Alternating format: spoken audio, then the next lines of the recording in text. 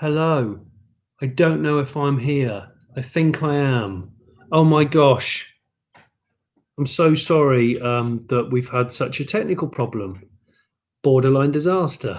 My own computer seems to have locked me out of YouTube being able to use the microphone and the camera.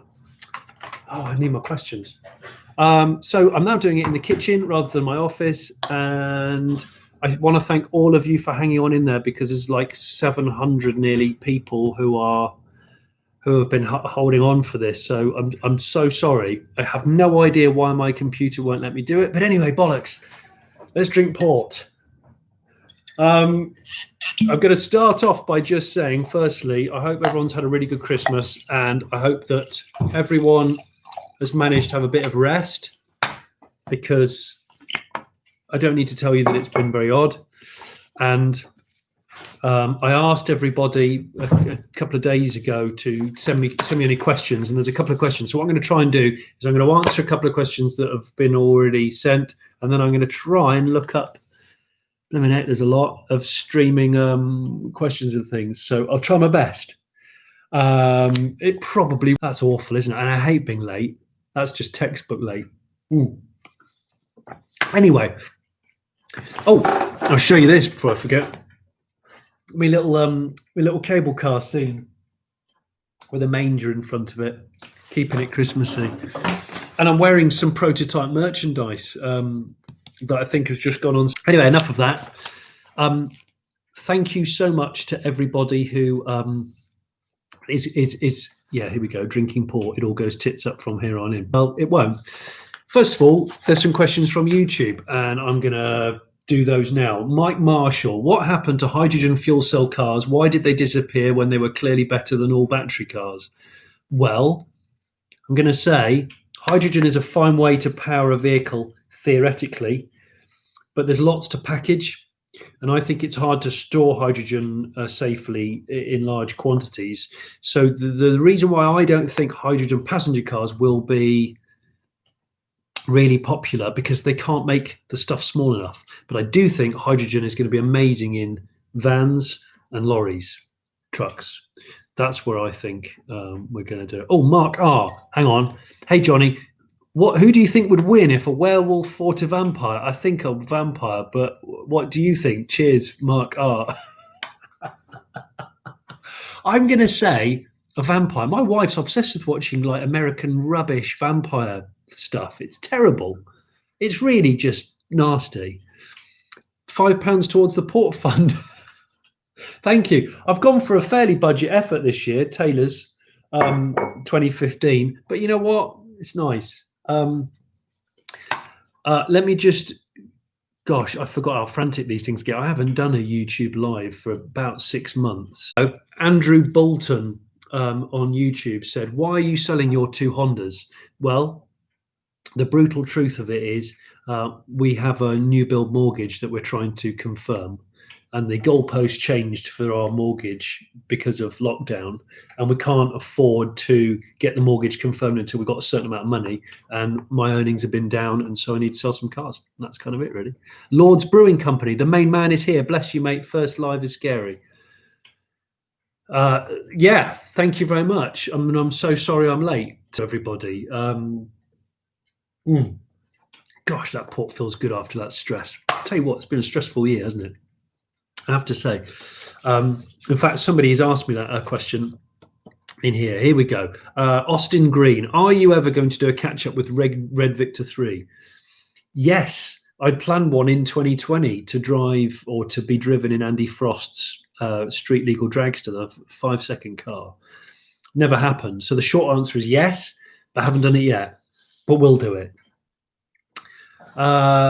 Just Beer Now on Instagram said, who has helped you most in your life, and what have they done for you? Well, it's a big question. That's quite deep, but 2020 is a year for being deep. So I'm going to say my parents have endlessly encouraged me as a kid to follow my passions and dreams. But my wife, Chops, who's just helped me with this techno meltdown, she's really helped me to see who I am, for better and for worse, how to be better, and also how to achieve more on my own. So, and that's why this YouTube channel exists, actually. It's more her than me, actually. She'd hate me for saying that. In fact, she's in the other room drinking Prosecco. Ooh. Gosh, there's some stuff pouring in here. Hang on. There's some Norwegian. Knut Jensen, great name, Knut. What would you recommend as a sports vine? Sport vine. Oh, Pinot. That's a sporty wine. What is a sporty wine? Is it a Chablis? Is a Chablis a sporty wine? I reckon it could be. I reckon it's a sporty wine. It's a good one. Sports wine. I'd love to speak to Rich Porter about what is the dictionary definition of a sports wine. Oh, no, hang on. Cheeky rosé. It's got to be a sporty wine, isn't it? Because it's quite lightweight, so you can still carry a bit of pace.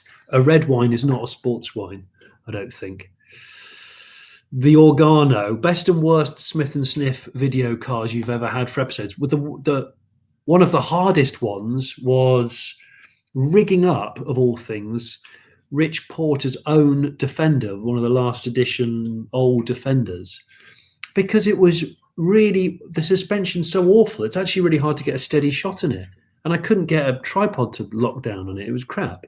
So yeah, but that was a long time ago now, because of course this year we've just been doing podcasts. If you follow podcast of Smith and Sniff every Monday with me and Rich Porter, the script editor of Grand Tour and author off of books, yeah, that's good.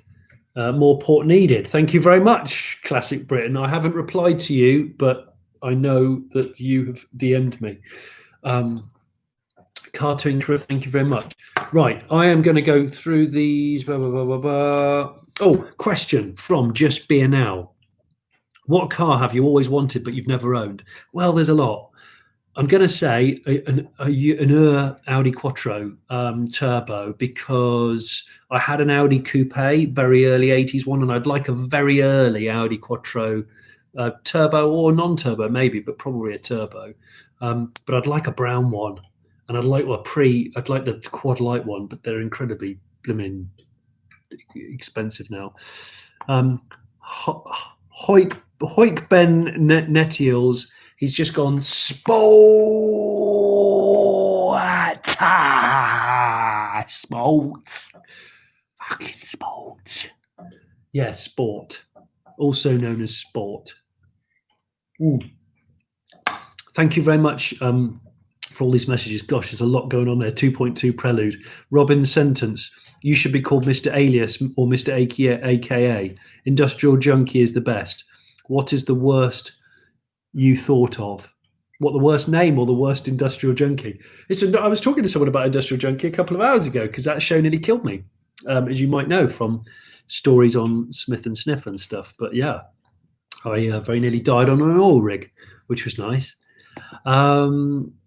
Yeah, that was good. Drop cars, not bombs. Love the BTCC chats with Plato and Neil. Great content. Thanks for keeping me sane with Smith and Stiff podcast. Well, thank you, and thanks to everybody who's watched the Late Break Show videos or listened to the podcasts.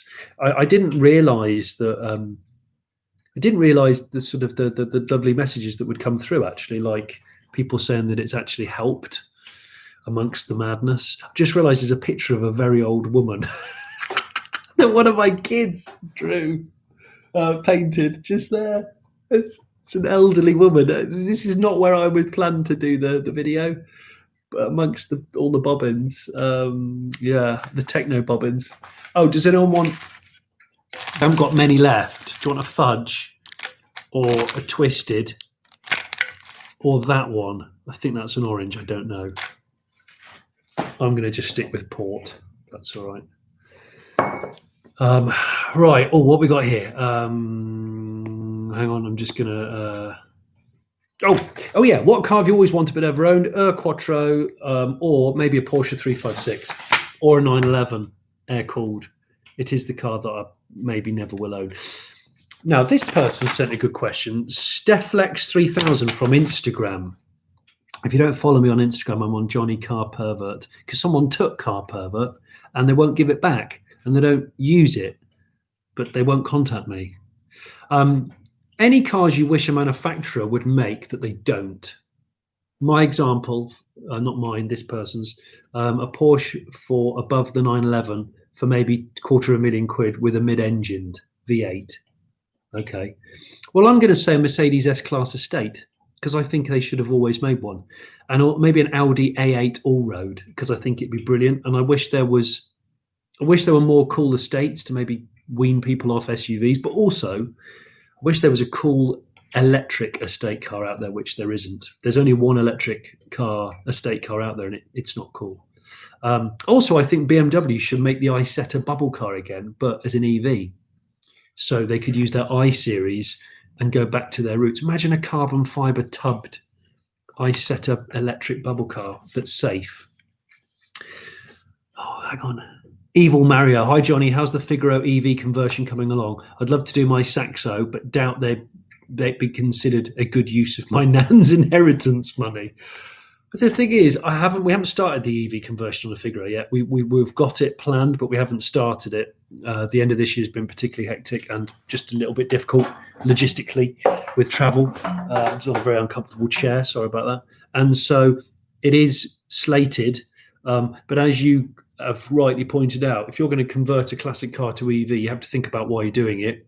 And you have to consider that it probably won't be money well spent if you're thinking of an investment. Well, it could be. It's more a kind of lifestyle choice, I suppose, or where you're going to use it. Anyway, what we got here? Gem Cutter. Hello, Gem Cutter. How are you? Hope you're well. Hope you're doing all right. Hope you had a good Christmas. Thank you very much. That's really kind. Thank you. A box wine festival. Bagging box wine is a festival pillow. Drink the wine blood. Somebody has mentioned that because we're so horrifically late, that we should now be the late break show. Well, yeah, we've all done a bit of late breaking, haven't we?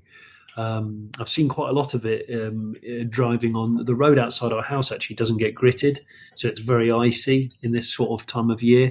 You see some terribly late breaking because they break assuming it's dry when it's not. What else we got? Ant Brown on Twitter. Which slow car is more exciting to drive fast than a well-respected fast car driven slowly? What are the cars? And no, you can't choose your Beetle. Okay. Well, I'm going to say a car that's best driven slowly because it feels right is a low rider. So any car that's converted to a low rider. So when my 1964 Chevy Impala is finally finished, I will cruise that slowly. But also a 50s American land yacht works nice, just gliding slowly. It's not a car to be driven fast or cornered hard. Or a Morgan three-wheeler, because to be honest, a Morgan three-wheeler, or anything for that matter that's rear-wheel drive on skinny tyres is exciting. Even when you look at the speedo and you're doing 40, it still feels a bit wild, a bit mad. There's a lot of welcome to everybody who's watching this. There's so much going on the little side column. It's frying my little brain, or maybe that's the cheap port. I don't know. I'm just going to go through the chat stuff. Hang on a minute. I'm going to say it now. I will do more of these. I think they're quite enjoyable, and I will get better at them. I wasn't this bad earlier in the year, although I wasn't brilliant. I think I was quite drunk on one of them. It was a clap for NHS night, and I got a bit wazzed, and I attached some ice cream chimes to my wife's Suzuki Jimny. Yeah. Fast as Funk. Hang on a minute, that's a good name. Where your message appeared and then it disappeared. Dave Carter, who's the biggest bumhole you've ever had to work with? I've had to work with some quite annoying people. I'm not sure I can mention them. Although I always ask people like makeup artists, directors, who are the worst people they've ever worked with, just out of curiosity. And weirdly, more than one of them have said Jimmy Nail. But I don't know because I've never met nor worked with Jimmy Nail. Okay, so great question. Right, just going to have a quick look here. Glit, really good, especially like a very early 2000s one. I can't remember numbers, the code numbers on that. Or a Citroen Berlingo multispace. Those van-based family cars are really good because they're quite short, but they're massively roomy. So I'm a big fan of them. John Taylor on not Duran Duran on Twitter. If you could save one defunct car brand and bring them back, what would it be and why? Thanks for all the great content. Well, John, thank you. I'm going to say All Days and Onions, because if you listen to my podcast with Rich Porter, Smith and Sniff, we love the name All Days and Onions. It's just a ridiculous name for a car brand. But really, actually, I would quite fancy, if I was one of these people that had way too much money or I needed to lose money through a business that wasn't going to do very well, I'd like to start Rover again. But I say that, but I'd like to start Rover with a view to when they were good, like Rover P6 era, or pick up from where the 75 was and put some proper effort in, and maybe not bleed the company dry. Or a name like a Gogomobile or a Go-Go-Mobile, like a little bubble car company who were actually quite good, and a good urban car. Simon, would you mind doing an interview with Damien Maguire? He has a small YouTube channel with lots of EV projects. I know Damien Maguire, not personally, but he's the guy that does all the coding and all the kind of software hacking of Teslas and stuff like that. He's a very clever guy. He's Irish.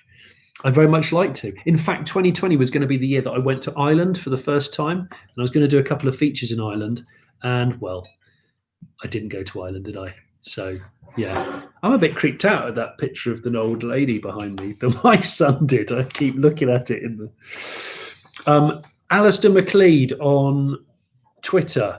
Hi, Alistair. You converse with me a lot. If you had unlimited funds, what is the one car that would be in your garage? Well, I get asked this a lot, and I probably change my mind a lot. But the ones that have stuck over the years, Panther 6, which they only made 2 of, ridiculous 6-wheeled turbocharged Cadillac 8-litre engined British thing. I quite like one. In fact, I'd like to kind of buy one and try and improve it or finish it properly. Or a TVR Speed 12. Again, I think they only made 2 of them or 3 of them, so it's a bit of a concept. But I saw the TVR Speed 12 at the Birmingham Motor Show, would it have been, in the mid-90s, and just really, really liked it. So that's that. Christopher Wilson on Twitter. Would you rather fight 100 beetles, like bugs, insects, or 1 beetle car? Or 1 beetle-sized beetle. Well, I love insects. I wouldn't want to kill any of them. But I'd probably fight 100 small beetles than 1 giant beetle. It's a very random question. Very flipping random. Daniel Brown, just fabulous content this year. Chris Harris and Jason Plato chats were really good. Podcasts with Richard always make me lol. Well, Daniel, thank you for watching them. Thanks for asking that question. That's really kind of you. The idle chats in the brown chairs on the Late Break Show seem to have become inadvertently really, really popular, which I'm so pleased with, because I wasn't sure whether having longer videos on YouTube would be a good idea. Everyone's always telling you, you've got to have really small, short videos because people haven't got an attention span anymore. But I disagree. I think more content's going on YouTube. People are realizing they can watch it like a television program if it has a good enough quality. And as a consequence, you're quite happy to watch a half-hour show. Most of my shows are nearly half an hour. So, and thank you for everyone having an attention span. So I don't have to make a 10-minute car review, which I find really hard because I can't talk really quickly. Ooh, dirty port. Let's have a quick look, because these I can't keep up with all these. I'm going to try and reply to all these messages, by the way, like afterwards if I can't. Yes, I will come to Ireland in 2021 if I'm allowed, 100%. I absolutely will. Jonny, will you be bringing your missus into more of the content? The dynamic between you pair is gold. Thanks, Jason. Now with a double bone broken left leg. Well, Jason, I'm sorry about that.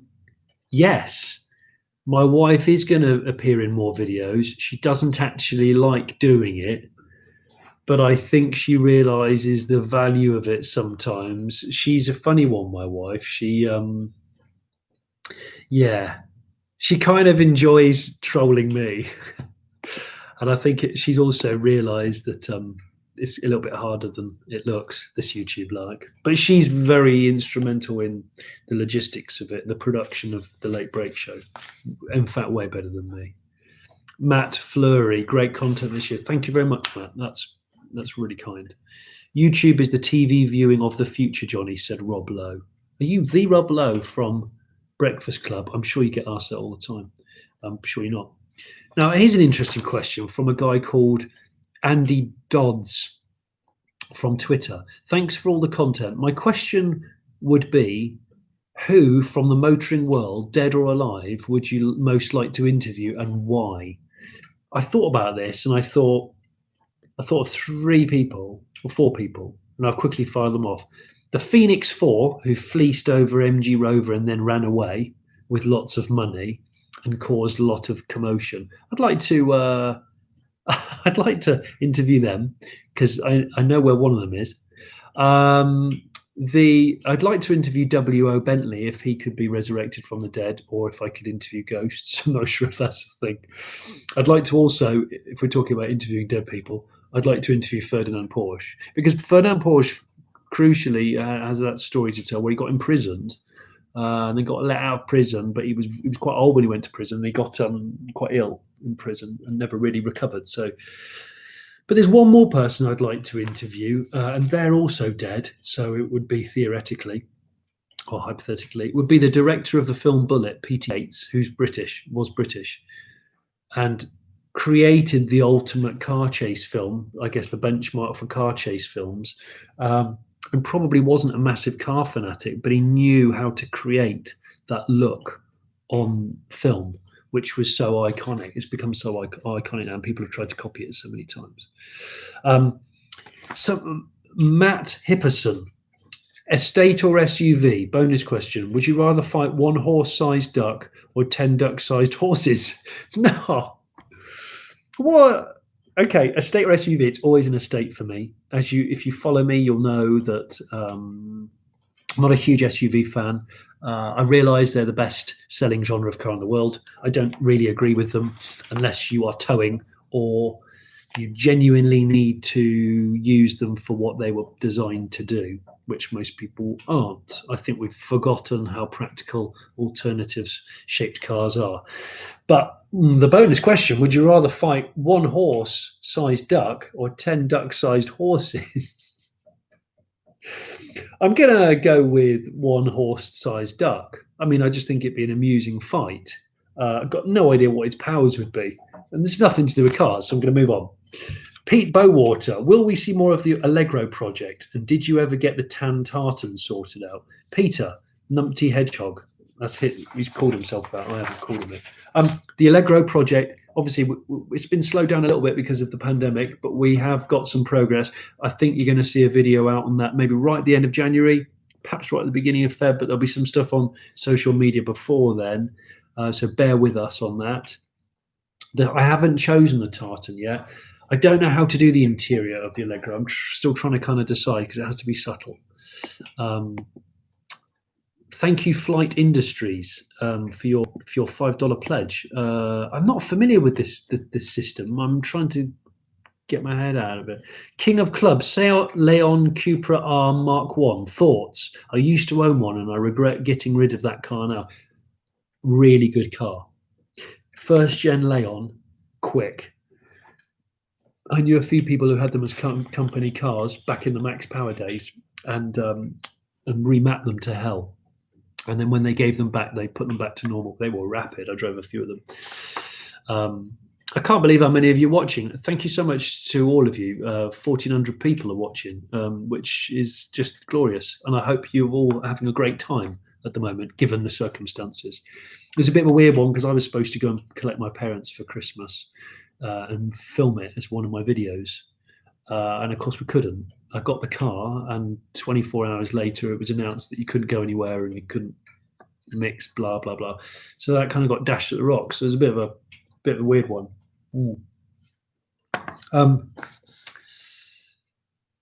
Well, that's interesting. Greg B. I'm in the car/bike rental business in Thailand. And that got me thinking, when you are given a car to test, do you have to return it in the same condition / same fuel situation? I see you and sniff petrol, eating in lots of cars and dropping crisps. Greg Fox, the Englishman in Thailand. Well, Greg, I try to give them back in the condition that I get them in, so much as I try not to crash them or scratch them. They usually have dirty mats. The carpets, especially this time of year, is impossible to keep clean. The exterior, I try to make sure it's not filthy, and I never give it back with no fuel in it, because that's just naughty. I try and give it back with, a reasonable amount of fuel in. But yeah, I mean, it's basic courtesy, isn't it, really? We borrow a lot of cars. We get to drive things we couldn't normally afford, and that privilege means you've got to kind of not take the piss, frankly. Pedal loud demo cars. Most satisfying job you've completed working on a car. There's a few. Probably my electric dragster, the Enfield, when we took all of the front suspension off, rebuilt it, modified it, put it all back on again. And every single time I raced it, I thought, did I do the front suspension up properly? Did I do a good enough job? And the time I took the first time I ever took an engine out of a car was my Beetle, and to do the clutch. And I suppose that was I felt really good, because I got a sense of achievement out of it. And I think that's really important. I think we've all got a bit of sense of achievement out of bits and bobs during lockdown. The simple things, actually. I think you realise the simple things are actually really satisfying. Eric CH from America, thanks for the content. Eric, thank you. Thank you for watching, and thank you. That's really kind. John F. Zills at Zillspeed. For UK roads, what's your preference? Big wheels with ultra low profile tyres, or small wheels and big sidewalls, accepting that wheel arch sizes almost dictate massive rims? Well, yeah, some cars need big wheels to fulfill the design. And they're also made to ride well on big rims. I tend to go for the sort of middle wheel option, because the small ones look like skateboard wheels sometimes, and they can look pathetic and ruin the aesthetic. And really big ones can look a bit too jingle jangle for me, a bit too sort of try hard gangster. So I would go in the middle. But if it's an off-road vehicle, I would always go smaller wheels and bigger tyres. In fact, if I had an SUV, I'd go smaller wheels and bigger tyres. I think it lends itself to the genre better. What we got? You guys have got, I mean, there's so many messages. It's lovely. Have you seen the Beast in the flesh with the Beast with the Rolls-Royce grille? I haven't ever seen the Beast. That's Graham Tucson. Hello, Graham. I've never seen it. I phoned the guy up and spoke to him on the phone ages ago, and actually a chap called Ollie Marriage, who now works at Top Gear magazine, he was working at Evo magazine at the time, and he featured it. I was a little bit jealous, because he went over to Spain and drove it and did a really great feature on it. And then after that, I was like, I can't do that. But you know what? I would probably cover the Beast for a story on the Late Break Show for video, because I think it'd be worthy. And it's a very eccentric build, which I'm all into. Project Binky. Well, yes. Is your YouTube password, Johnny, Vicky's Baps? It's not. Well, that's a good one. Yeah, a couple of numbers in there, and you'd be well away, wouldn't you? The brown chair chats are awesome, Mr. AJ Scotty. Thank you, Mr. AJ Scotty. Ethan. Hello, Ethan. He's my nephew. He's watching. I hope you're doing all right, man. Hope you're sleeping better. Sleep's been weird, hasn't it, in lockdown? Well, this year. I've not slept brilliantly at all, and it probably shows in most of my videos, but I've really struggled. If you were to do a Top Gear style show, who would be your two other presenters? From Wazza72. Wazza. I don't know. I just don't know. I mean, the thing is I when I got the job on Fifth Gear, it felt quite strange getting the chance to work alongside people like Tiff and Jason and Vicky, because they were people I had watched on the TV prior to that. some of them for many years, like, Tiff especially, I've watched for years. And it felt very odd, like going to work and working with them. And I consider them all to be really good friends. And if you've seen the latest idle chat, brown chair chat with Plato, we get on really well because he's a very funny guy. He's a bit mischievous, but he's a good guy. Alistair Charlton, no question, just wanted to say thank you for keeping us all entertained this year and congratulations on the channel. Alistair, thank you so much. It's really kind of you. And it's been a lot of work this year. It was an interesting year to decide to go sort of out on my own and set up a brand alone. I figure, do you know what? I'm glad. I've got no regrets whatsoever. I think it's gone better than I thought, and I'm really, really, really pleased with the support and the comments. It helps an awful lot, and it spurs me on to do more. It kind of fuels me, if you want me to sound cheesy.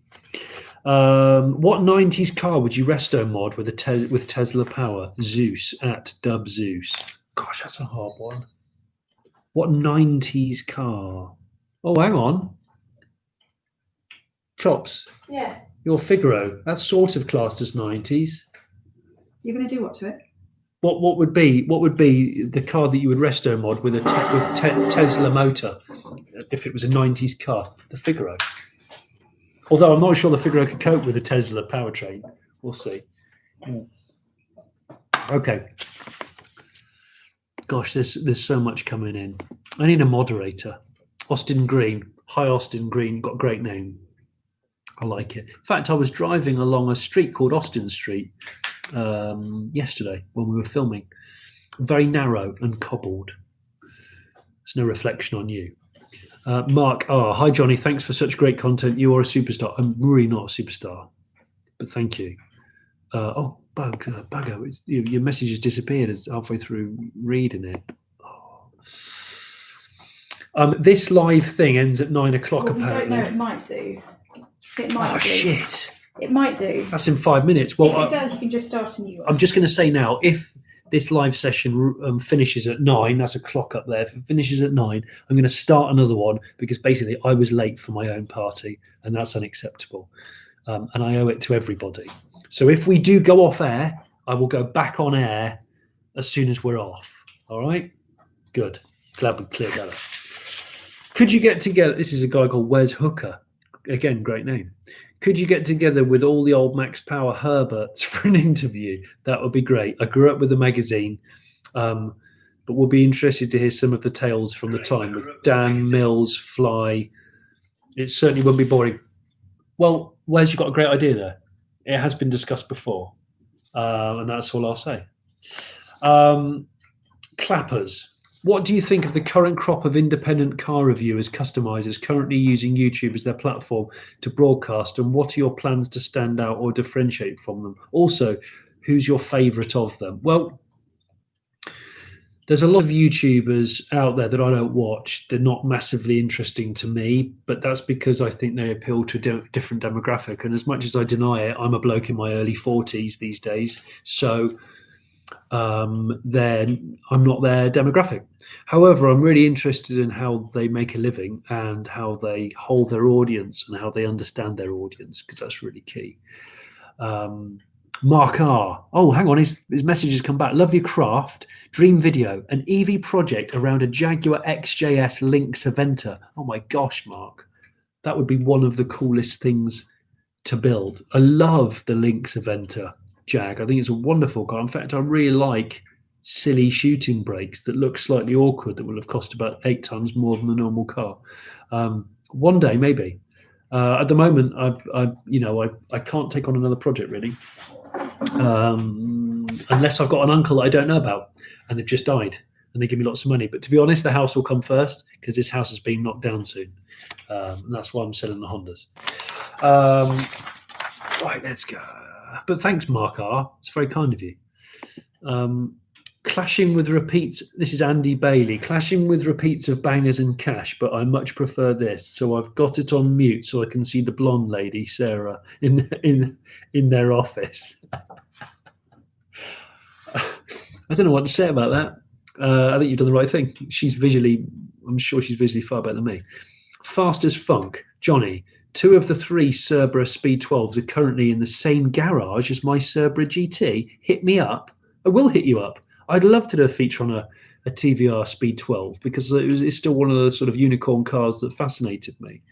And I guess someone's asked me earlier about car brands coming back. What would you resurrect? Well, there's loads, but TVR is sort of come and gone, hasn't it? And I don't know if the current TVR is going to survive. Even though it's got the right bits, I don't know. I don't know if it's going to survive. Fill out boring car driver.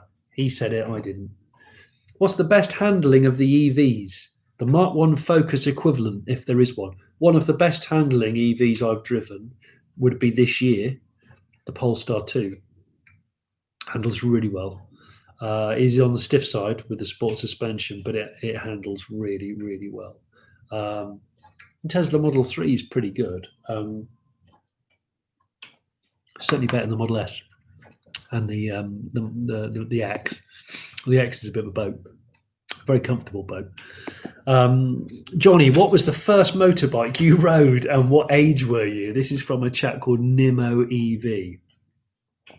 Is it? Yeah, I think it is. Blimey. The first motorbike I ever rode was a Yamaha PW50, I'm sure, and it was a friend of mine who is my oldest friend, Ed Taylor, who I still keep in touch with. He's lovely. And I remember riding it at primary school because if I was lucky, I'd go back to his house for dinner and he'd always have about 80 Opal fruits and be off his face. And then he get his Yamaha PW50 out. And it felt so special because in fact, because it's Christmas time, I was saying to my kids, I remember I used to write my Christmas list to Father Christmas every year. And I would always put on it Honda ATC, which is a Honda three-wheeler, or a mini motorbike of some sort. I never got one, but it was always on my list every year, almost become a running joke. So yeah, that I would have been, I don't know, 7, 8, riding that perhaps. I really enjoyed it, but I sort of feared it as well. But I think you do have to fear a motorbike. You've got to respect it. It's a bit like the sea.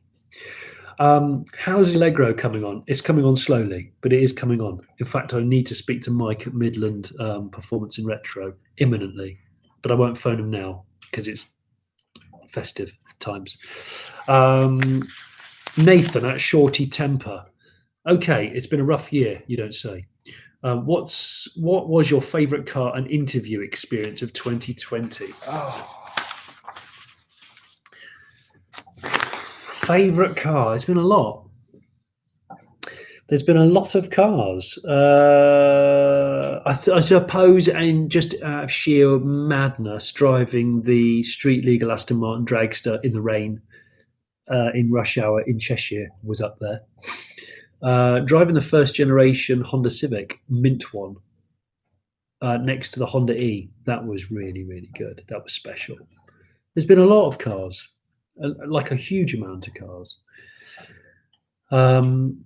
Classic Britain. Hi, Jonny. I'm putting a 460 big block Ford V8 into a Rover P6 during lockdown because I'm a masochist. I'll send you pictures later. Please do. 460 big block. That's a big one. That's a big one. Okay. 460. Yeah, that's like that's cracking on for 8 litres. Crumbs. Okay. Yeah. So I've hang on, what's this? Gosh, there's a lot, is there? I'm gonna scroll back up. Any dinky deckers, Rob McGee? There's no there's no double deckers. What we got? The kids have raided all the prime ones. Yeah. It's these caramels. They got these ones. This fudge. Yeah, fudge. Oh, hang on. Oh, they're the one. They're Mrs. Smith's not having one of those. Phil Sayer, is there any more carchaeology in the pipeline with the Car and Classic guys? There could be. There's definitely going to be some more barn findy related stuff on my channel on the Late Break Show. In fact, I filmed one in December that goes out in January. Find that a car had not been seen outside for 30 years, almost to the day. And we managed to drag that out, which was very special, and rehome it. So that was cool. Pazuzu, what happened to the Sideburns? The sideburns. Well, I got a beard. What? My wife's behind the computer now. What happened to those? Well, I can't remember why. Did I just decide to grow a beard? You grew the beard to hide the fact that you're going bald. Oh yeah, that's what it was. I grew a beard. It's distraction. When I realised I was losing my hair on the top, I decided to grow my hair down here because it made me feel, possibly look more masculine. And that's just it. That's just tricks people into thinking there's hair. It's an illusion. Yeah. It's all about an illusion. I'm like the David Copperfield of hair. No, I'm not. Anyway, he's a bit of a stroker, I think. Right, so Dan Sadler.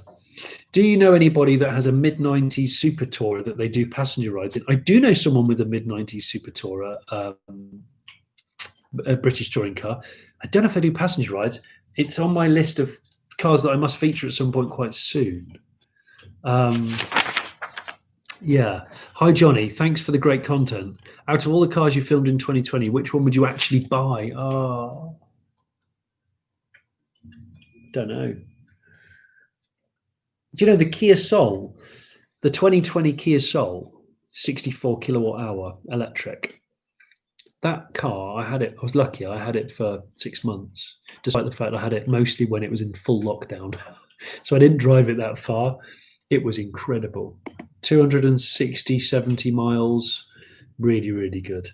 Stuart Ross on the live chat. 2020 for me is the year for scare. 20 for me is the year for scare electric. As I got back into it during lockdown in March, I bought 70 cars and trucks since. Wow, Stuart, thank you. You are in deep. I've still got my scare electric that we got from a jumble sale or car boot sale years ago. Me and my brother, wall to wall racing. And I found it in the loft. Problem is most of the track is broken, but with the cars that are still there, and they still smell the same. And I was thinking of digging them out. Actually, they're pretty cool. It's funny, isn't it? Though the memories. Owen on Twitter at. By the way, if you want to contact me on Twitter or follow me on Twitter, I'm at CarPervert. Bearing the hearse in mind, what other cars has Mrs. Carpervert vetoed? It's a bit awkward because she's right there. What other cars has she? Well, there was one that you vetoed. What? There was one. There was that one that I said, if I buy this, I can double my money on it. But it was at the wrong. You get a chance to veto them. It was the wrong time. Buy them and hide them. So that's a difficult question to answer. Yeah, there was a mint. There was a mint Avenger Tiger which came up for sale, and it wasn't much money compared to all the escorts and things around. And it was one of those cars. It's one of those cars that I have got a real soft spot for, having grown up with Avengers as a kid. And I was tempted to buy it, but it was out of the question. So that's probably the answer there. And of course the hearse. Yeah, the hearse. I still regret not buying that hearse. And in fact, that was Christmas about 2 years ago, maybe 3 years ago. It was on eBay, and the auction ended about 4 days before Christmas. And I realised, the car was really cheap. It was a Vauxhall Senator 24 valve hearse, and it looked mint. But better still, it was in the village that my father-in-law lives in. So I could have, and I actually messaged my father-in-law and my mother-in-law, stepmother-in-law, and said, if I bought this car, could I leave it on your drive for a couple of weeks until I come over after Christmas? They're like, yeah, no problem. I did tell them it was a hearse. And I should have done that because it was cheap. It was cheap and it was really good. And I've only seen 2 for sale since. Anyway, on with the questions. Zane. Zainu54 Zane. Interesting name, Zane. Handle. Loving your videos and the podcast with Richard. Thank you. I've really enjoyed the podcasts, actually. They're a product of lockdown. They've actually become more successful than the videos. Did you ever keep any of the 5th gear builds, like the Rascal Drift Van or the Smart Wheelie Car? Funny you should mention that. The Rascal Drift Vans we never kept, although I probably should have done because mine was good. I did roll it, but it was all right. And the Smart Wheelie Car was dangerous, and we had a good time in it. But one car I did buy it. I did buy it. Was the Chip Fat Mercedes W124 Mercedes 250D with an aftermarket turbo. Excuse me, that's a burp. 250D conversion. God, that was bad. And I did a deal with the producers of the show to buy it, and I bought it, and I ran it for about a year after the show had finished on vegetable oil, and it was amazing. And that was actually the first TV item I did on Fifth Gear. And bizarrely, it's one of the ones that people really remember me for, despite the fact it was my first. But yeah, that's cool. What have we got here? Which mainstream manufacturer has/is adapting to the EV/hybrid world in terms of tech and design integration the best, in your opinion? Jonathan at John HSTB. Oh, that's a question. I think Kia and Hyundai are doing an amazing job. So their cars are not ground up EVs. So, you can, when you buy a Hyundai, you can buy a petrol one, a non-plug-in hybrid, a plug-in hybrid, and a full EV one. So the range is massive. And actually, they're all pretty good. I've noticed that. They're all pretty good. So I would probably say they're up there. And the efficiency is good, and the bang for your buck's really good, and the warranty's massive. So there's that. Oh, look, we're still filming, and it's gone 9. Oh, that's good. We haven't been thrown out. So there's no curfew for this. That's good. This is Brian Edwards, Grumpy Lowlander. Who would you not want to work with ever again? Who would I not want to work with ever again? Ever's a long time. I feel like we're in 2020. We need to be kind to people. I worked with a director once who made me do 32 takes of something next to a busy road in Romania. And we were outside an extremely impoverished, I suppose it was a shanty town. And A, I was really thirsty. B, it was a loud road. And C, people were just coming out of the shanty town because they saw the TV cameras and they saw me presenting, and they thought that, I don't know, they were going to get famous or a chance of, I don't know, fame. Don't know what it was. I had women coming out of the village offering me their children, holding babies out to me while I'm doing a piece to camera. It was extremely random, as random as I've just told you. And I swore I'd never work with him again because he just kept making me do the same thing over and over again. And I went crazy. And I actually tried to crash the car that I was reviewing intentionally so that we wouldn't have to review it anymore.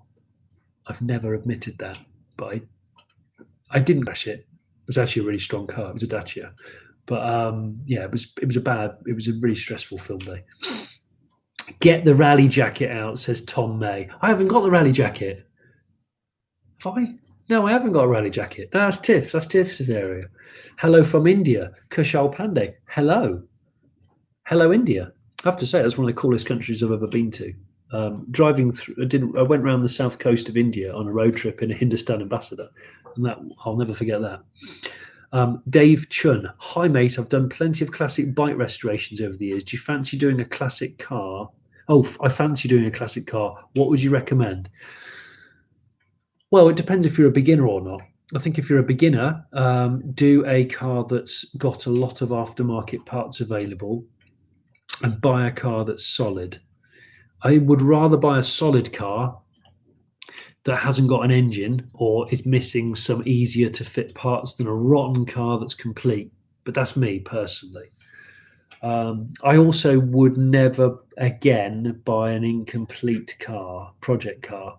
I did that with the Chevrolet Impala, and I bought that in 2004, and I've still never finished restoring it. And that's probably my fault, not the car's. But I'm going to blame it on the car.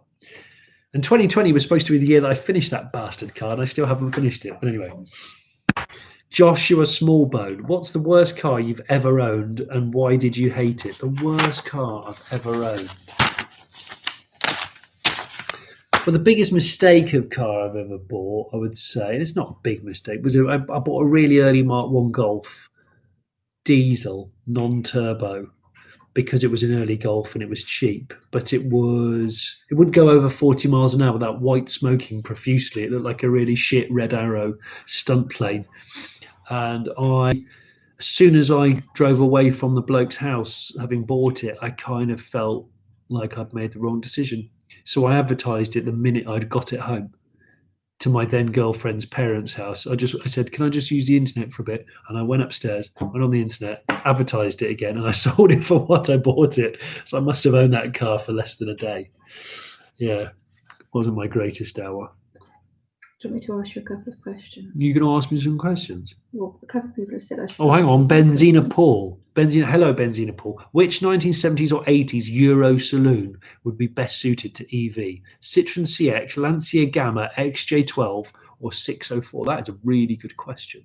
I am going to say your first example, the Citroen CX, would be an amazing EV, because the Citroen DS would be an amazing EV, because those cars, you don't buy those cars for the engines, I don't believe. And if you don't buy a car for the engine, you buy it for the rest of the design, whatever that might be, then therefore it has to be a pretty good EV candidate. Whereas a V12 Jag XJ 66, a lot of people like that V12 engine.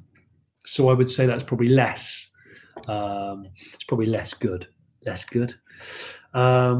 If you ever, this is a chap called Scott Irving. If you ever want to review a 1996 Volvo 850R Estate on air ride with Porsche 993 brakes, let me know. That sounds brilliant. All right, Scott, I hope it's pale yellow. If that's the case, I'm in. Ian Gardner, Jonny, opinions on vegetable oil fueled cars. Well, Ian, as I spoke a bit ago about, you've got to have a car, a simple diesel engine, with a very strong fuel pump, possibly a mixer tank, or a preheat. So you can heat the oil in the tank if you like. I would say old Discoveries are really good, like a Land Rover Disco 2 era. Old Passats are good, and old Merc diesels. They're slow, but they slurp on the veggie oil quite well. There's a few of those. Yeah. So but the fuel pump is the important thing, because diesel fuel pumps, if you overstress it and kill it, it can be the price of the car to replace a fuel pump. So bear that in mind. Got any questions over there, hon? Well, I did have a really good one. I'm just going to pour myself some more booze. Somebody asked you, and I found out who it was, which car you've owned that you've had the greatest emotional attachment to. Well, that's got to be your Mercedes, isn't it? Do you think? I think the problem with the problem I have with cars is I get emotionally attached to them quite easily. I'm a bit of a pathetic bastard in that respect, and it's a shame, because obviously that means that you're willing to possibly spend more money on it than it's worth, and sentiment gets expensive. So the top of that list is definitely my first car, the Beetle, because I bought it when I was 16 and I've never got rid of it, and it does need restoring now, but it signifies that era of the coming of age, of passing your test and having your own freedom and your own little space, your own little cabin to listen to your own music. And so that's cool. The Mercedes that you were just talking about, my old W123 patchwork quilt that the bin men nearly wrote off outside my own house. Yeah, that was quite sentimental. And that car was worth nothing. Had a lot of interesting, fun road trips in that. You enjoyed driving that. I mean, it was dog slow, but it was so reliable. Really lollopy, wasn't it? It was so soft and like bagging. And it was kind of had to just hope for the best when we were on any corner. Yeah, it was soft. I would have another one though. Do you know what? One of those as an EV would be sweet. Actually, yeah. Whoever asked me that question, a Mercedes W123 7-seater in that lovely green colour. My brother had a green one. As an EV would be brilliant.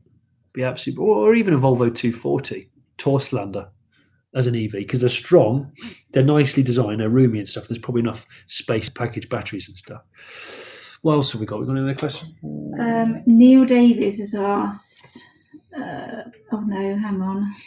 That's not Mini you, that's Mini just Strony. What's the last Tamiya kit you built? Last Tamiya kit I built was last Christmas, or just after last Christmas, about this time. And we bought my son Wesson his first Tamiya, and it was a Midnight Pumpkin Chrome edition. And you know what the thing is, we both really enjoyed the build, but he's less interested in driving it. He just wants to build, and once the build's done, he's almost over it. Whereas my daughter isn't interested in the build; she just wants to drive. So those two together, they're a bit like my brother. My brother was always interested in the build, not so much about the drive, and I just wanted to get in the go-kart and drive it, or whatever we built. And I think my kids are the same. But I do Tamiya RC model kits are synonymous with Christmas, I do think. Daniel Brown, Chris Harrison Plato chats were brilliant. Podcast with Richard always. Oh, I've already read that one out. Sorry, I'm scrolling. There's so many. Which engine was Dave Morell, is Robert Llewellyn as annoying as he seems? No, I don't think he is. I think Robert's no, he's not as annoying as he seems. Which engine was the 123 cylinder? Oh, my 123 engine was the base model 200T carburettor. It wasn't the perfect engine. The 230 is the one to have, the 230TE, because you get that combination of power with some economy. The 280 is powerful, but it's dreadful economy, and the 200T, it wouldn't even pull the skin off a rice pudding. So, but I got mine for a penny, and my brother bought it out of a field in Bournemouth when he went to buy some chickens one day and saw the Mercedes in the field. The chickens were actually playing around it, and he said, "What are you doing with that?" And half an hour chat later, the bloke said, "Give me a penny and you can take it," and he did. And then a week later, we had an MOT on it. So I do miss that car. That car now lives in Netherlands. When we had the first recession, the 2008 recession, first recession, we've had many. That recession, I sold it. And a bloke from the Netherlands who was buying loads of 80s and 70s Mercedes up in the UK, he shipped it back out to the Netherlands. He blew the engine up on the way home, apparently. Red Victor Racing. Yeah. His message say, "Hi Johnny. Hope everyone is well. I've retired." Yes. You've never retired for me. I think he needs to come out of retirement. You've never retired properly. You haven't retired properly, Andy. You need to talk to me. You need to strike it up for one last time. Daniel, would you recommend a pre-facelift Renault Zoe? Would I recommend a pre-facelift Renault Zoe? Yeah, I would, in so much as the tech is not brilliant in it, and I would only get a really high spec car with rapid chargeability. Otherwise, it's probably going to be nothing but a short journey car. But if it's a second car or a short journey car, absolutely fine. And if you've got home charging facilities, then it's a given. Also, I saw a really good. What's that there? Founder of. Hang on, what we got here? If you had to choose Tiff or Plato by David Marden. When you say if I had to choose, are we talking like murder, living with, dinner with? Is it shag, marry, or is it shag, marry, or throw off a cliff? Tiff or Plato? You know what? I'm really good friends with both of them. I've been asked this question a lot, and the truth is they're very different people. But the thing is, and Plato won't mind me saying this, I think it would ultimately have to be Tiff, because Tiff's the godfather. Tiff is the Sultan of Drift, the Sultan of Slide. And I used to watch him on Top Gear, in the late 80s as a kid, idolizing what his car control was about. And I suppose I never ever thought that I might actually work with him. So yeah, Tiff's cool. Do you know what? This is playing havoc with my sinuses. What's that all about? Bring back Saab, Sam Wilcock. You're damn right. Totally forgot about that. Do you know what? I've never owned a Saab. Never. Richard Oakley, are you hanging up your stocking? My wife, Chops, absolutely hates that. You hate that song, don't you? The version. The Slade. Oh, So, God. are you hanging up that the just keeps stocking going. on your wall? I do. Someone's asked about Wesson's name. Oh yeah, so you can see that says Wesson there because Wesson's the name of our son, and he painted the old lady there, who is actually the governor of their school. Not just a really lovely lady. Not, yeah, she's really lovely, upset that everyone's commenting about the she's old a lovely lady woman. picture. So he doesn't just paint random old ladies, although life drawing when he's maybe 18 could be fruitful. However, yeah, so his name's Wesson. Well, the truth is we called him Wesson because we couldn't decide on a name. No, but they're asking if we've done it knowingly for Wesson Smith. Of course we have. But although he's actually the most placid, compassionate boy out there, and I don't think he knows he's named after a firearms company. It's only a name. What's the name? Pelodulus. So what do people in the UK actually think about people who live in narrowboats? Are they just water hobos? I'm guessing this person's American.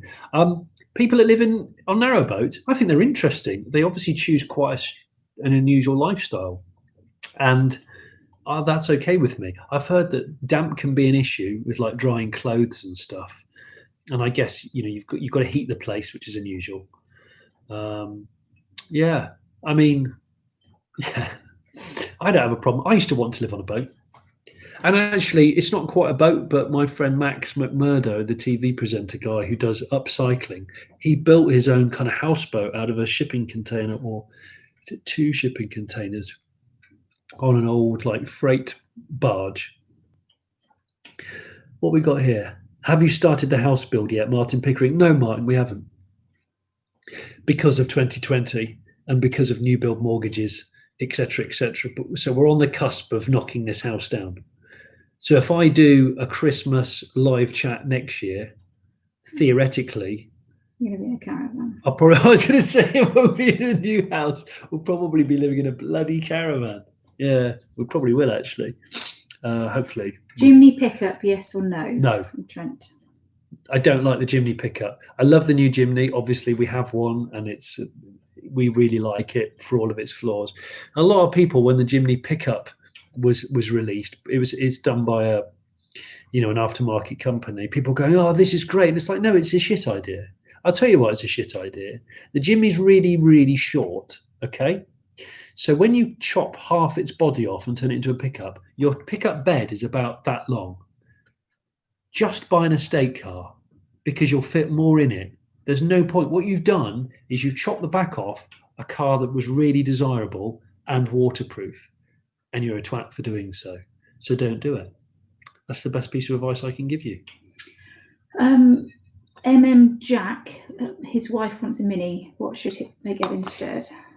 Of course your wife wants a Mini. What should we get instead? There's a few Minis which I like, but most of them are the older type. And when I say the older type, I mean the sort of early 2000s Minis. But what would you get instead of a Mini? Well, that's kind of size. Yeah, I know. The VW Up. I'd have a VW Up over a Mini all day. Dynamically, it's not as sharp, but interior space is so much better because you can fit 4 adults in a VW Up, and you can't fit 4 adults in a Mini One, the 3-door Mini. So there's that to consider. Also, a VW Up GTI is just bags of fun. So I'd probably have that. The Minis are all right, but I think they've got worse since time's gone on. I think the early 2000s Mini One was fantastic. They have gradually got it worse. Richard Oakley, the one who asked me if he's hanging up your stocking, are you the same Richard Oakley that used to sell really rare early air-cooled Beetle parts? I wonder if you are. Simon Potts, Jimmy, Geordie, just work with Mackems. Ye know it makes sense. Fab Plato session, by the way. Goss is like code. Jimina, Jimmy, Geordie. Well, I do work with a Geordie, Matty Graham, who's one of the videographers on the Late Break Show, and he does some of the editing too. He's a proper Geordie, although he hasn't lived there for 15 years, so maybe he's not proper anymore. I don't know. Living through TV. Chris Harris is a bell end. Just let me chuck that in there. Don't read that out. That's well, you know horrible. what? I don't expect people to love everybody. I don't expect people to all like me. I think you find the thing about Chris Harris is he's divisive because he tells it like it is. He's quite prickly, and that's why he's got the job on Top Gear. He's an extremely accomplished writer and journalist. He's an extremely accomplished driver of fast cars, and he tells it like it is. And if you don't like that, then, I think Chris is a great guy, and Chris has always been really good to me, and I would consider him a friend.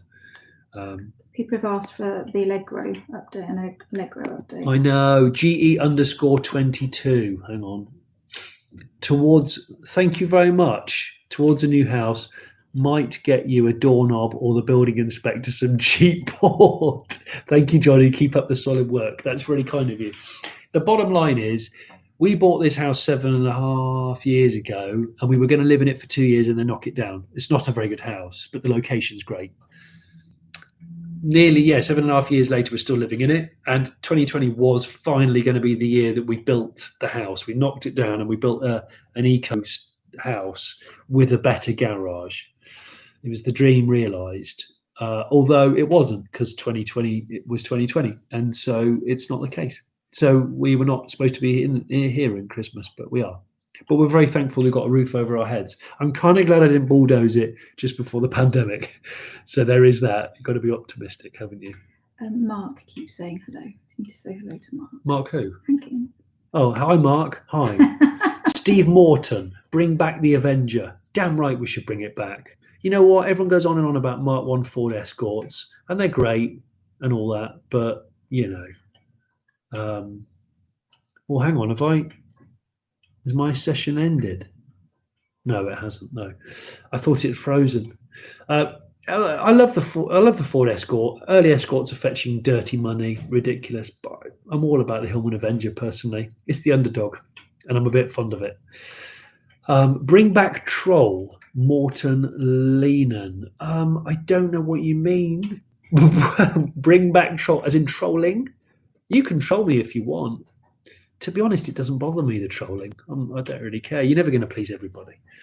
But try not to troll me. I've got enough stresses going on at the moment. A few people have asked about the chair incident, with Jason sliding down. Oh, Jason being like horizontal on the chairs and in the idle chair. The bases. Well, I made a complete. I did a complete woo-woo in that I had to pack the chimney with the chairs really early in the morning and go over to Team Dynamics to interview Matt Neal first.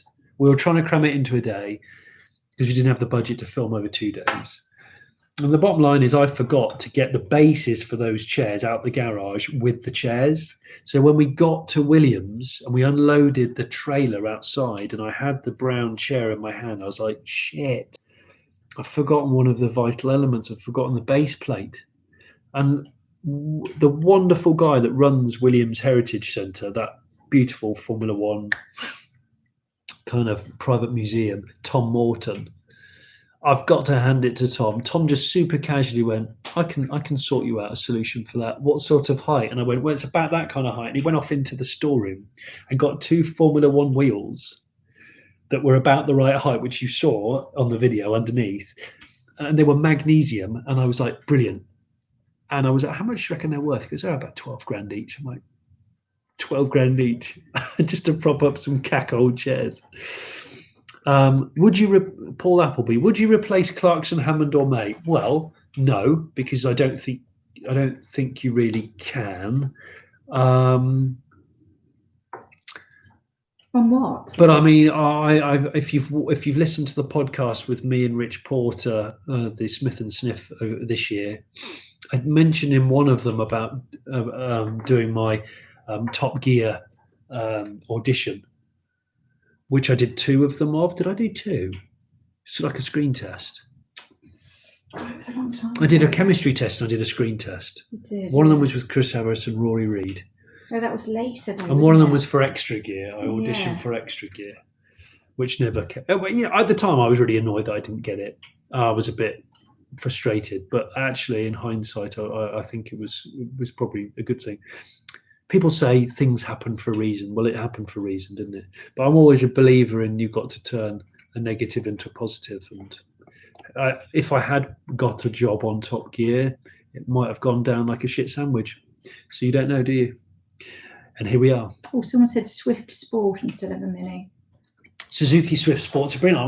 Peter Norrish. Do you know what? My auntie's got a Suzuki Swift Sport. Big up to Auntie Margaret, if you're watching, which you probably aren't, because she is 70. She's 73. You're probably not selling it, though, are you? My auntie's 73, and she just decided to buy not just a Suzuki Swift, but a Suzuki Swift Sport. And I said, "Are you sure you want to buy a Suzuki Swift Sport?" Sorry, I should say Suzuki Swift Sports. And I said, "Well," she said, "Yeah, I quite fancy something nippy." I went, "It's not just nippy; it's also like bone-crunchingly hard for track days." Anyway, she's got one, and she loves it, and she's in her early 70s. Although, can we just say, I think people are donating money, and I think we've inadvertently turned money on, and we didn't mean to turn money on, and it's lovely and it's wonderful. I don't understand, but and that's wonderful and really lovely. But we generally didn't realise we'd done that. Because someone has said you should be drinking champagne with the money you're earning off this, and I've gone, what? So obviously, I don't know. I mean, there is money popping, but I can see money, but I don't know what that means. To everybody that's donated money to this live chat, it's really kind of you. That definitely wasn't. I genuinely didn't. I didn't know. My wife set this up. Chops. She's just there. And clearly very badly. Well, I'm not, as you will know if you've watched this from the start, you know that I'm not the best at doing live stuff. RXPX69, will you ever be on Pornhub? I'm not good enough at that kind of thing. I'm also married, and I think that probably the other thing is I've heard about OnlyFans. Is it something where people can pay to have private shows? No. I have considered doing that. No, I haven't. No. Seaside Garage you're from Denmark, I think. For your future Cinquecento Sporting, thank you very much. It's very kind of you. Do you know what? Love a Cinquecento Sporting. Always thought it's a good car, and that's going to be a classic. They're still not worth very much, and I think they're a really enjoyable car. They're very light and fun. You know, you don't have to be going fast in order to have a lot of satisfaction. And in fact, Chris Harris said that in his idle chat. It's not about going fast anymore because we're being told to not go fast, and your technology is stopping us from doing that with speed cameras and GPS and stuff. So actually, I think it's about engagement. Cars have to be engaging now, and that doesn't necessarily mean they're quick. They've got to stir your soul a little bit. They've got to do things for you in terms of passion. Somebody's asked for a Smith and Sniff Wives edition. We were going to do that, weren't we? Do you know what? Before the world went crazy, we were actually going to do a Smith and Sniff video, like a Christmas special, with Smith and what was it going to be called? Smith and Smith and Sniff and Sniff. It was going to be basically me and my wife and Rich Porter and his wife, and we were going to film us four up in a car. But unfortunately, because of social distancing, we couldn't do it. We will do that. I think that'd be a great idea. That's going to be like a really weird, Dave Merritt, best Formula One driver bar Lewis. I don't follow Formula One. I have a lot of respect for Formula One drivers and a huge amount of respect for the engineering that goes into the cars, but I don't really know. That George guy's done quite well, hasn't he? I actually can't remember his surname. I'm more into tin top race cars, if I'm honest. Jake Bell, thank you very much for pledging the money. I just didn't know we'd turn that on. Just giving some back to you for all the entertainment that you and Rich have given us all. What 80s and 90s journalists influenced you when you were younger? Hopefully my last name will help you answer. Keep up the great work. Jake, great question. Thank you. 80s and 90s journalists. Well, I mean, I know a few of the older kind of journalists. Oh, you've got to do. Really, when you permanently walk around talking like Quentin Wilson. I mean, Quentin Wilson. I know he's not your surname, but Quentin Wilson, who I now know and have worked with, was a huge influence on me when I was growing up for two reasons. I think The Car's the Star was a really cool show. because it showed car history on TV in a way that hadn't been shown before. And I guess it broke down the barrier that if you were into classic cars, you didn't have to be like an old man, a bearded old. Well, I say bearded. I mean, beards are for young people now, but you know what I mean. And so that he had a profound effect on me. And I like the idea of him trading cars, like trading up. And I used to do quite a lot of car swapsies and buying and selling. I do it less now because of time and family commitments. I do bloody miss it. There's a lot of good journalists out there. A lot of really good journalists. Steve Cropley's another one who's a bit of a veteran in the field now in magazines. Australian guy. Who do you like reading about? Because you often say that you really like. He's a good. Well, Tom Ford's probably he's one of the best writers. Like Wookie Ford. He's probably one of the best magazine writers out there. He's a fantastic writer. He's got a really good turn of phrase. And Jason Barlow, really good writer. Good turn of phrase. Yeah, Dickie Meaden, amazing driver, but also, has the ability to write about a car in a depth, that I probably can't reach. I used to write about cars for a living only. That's all I did. I grew up writing about cars. That was my career. And I don't write about cars much now at all. The odd blog is mostly presenting. So I respect those people because it's not easy. It's a real skill. And I appreciate it. So, Jake, I hope that answers your question. Thank you very much. And the Smith and Sniff podcasts will continue regardless of what the world does. Every Monday, there will be a new one. Although is it Monday today? It is Monday. Oh, bollocks. Yeah. Well, we didn't do one today. We're having a Christmas break. But apart from today, pretty much always on a Monday. And there's loads of them on Acast and iTunes and Apple, Amazon Music and all the others. Loads of platforms. 5 Minute Man asked, do you plan to do a catch-up on that Urban X? What, the big classic car graveyard? Yeah. Do you know what? If you watch the episode of Jason Keneally, Hello from Ireland. Hi, Jason. You probably heard. Ireland is the place I was going to go to in 2020. It was my resolution. I must go to Ireland for the first time because it's pathetic that I've never been, and I still haven't been because of COVID. Anyway, the urban exploring feature, a video that I did in that scrapyard, that sort of semi-derelict scrapyard. I've got to come clean. I did it with the chap called the Bearded Explorer, who has a YouTube channel that just does Urban X, and he's very respectful. But we do trespass. And in that feature, I was strictly speaking, I was trespassing. I went in there without permission from the owner of the vehicles, and I did get into some hot water after that. And I suppose I regret putting that video out without asking permission first. So now I'm trying to make amends with the owners of the property and the cars, because I want to help rehome some of those cars or parts of those cars, and we would do a follow-up feature on that. Because there are so many cars. If you've watched that Urban X classic car graveyard, the one where I found the Jensen Interceptor, I didn't even film 2/3 of the cars there. There are dozens and dozens and dozens of classics that I don't think should be dying. I think they should be, they should come back to life, or at least be worthy donors. So yeah, that's the honest truth of that, really. I'm just going to scroll down. There's so many comments. It's great. It's really lovely. Trent Trevorrow. I once met Jason Plato at a showroom opening. He was wearing jeans. Well, okay. I mean, actually, that reminds me. A couple of people really asked some of his for jeans. Fifth Gear secrets. So things. Some of his jeans have been awful. In fact, one of the latter series on Fifth Gear, he wore some terrible jeans, and at the top, where the jean pockets are, there were sequins, and we just couldn't stop laughing at him. Apparently, he bought them from a really expensive designer shop, but they just looked total shit. So we tore him to shreds about that. Yeah. I think somebody asked about the group tests really on, like, how do they normally go down? Do you argue more than you see on screen? I think the on Fifth Gear. Well, I haven't filmed a Fifth Gear this year. We were going to, but we didn't.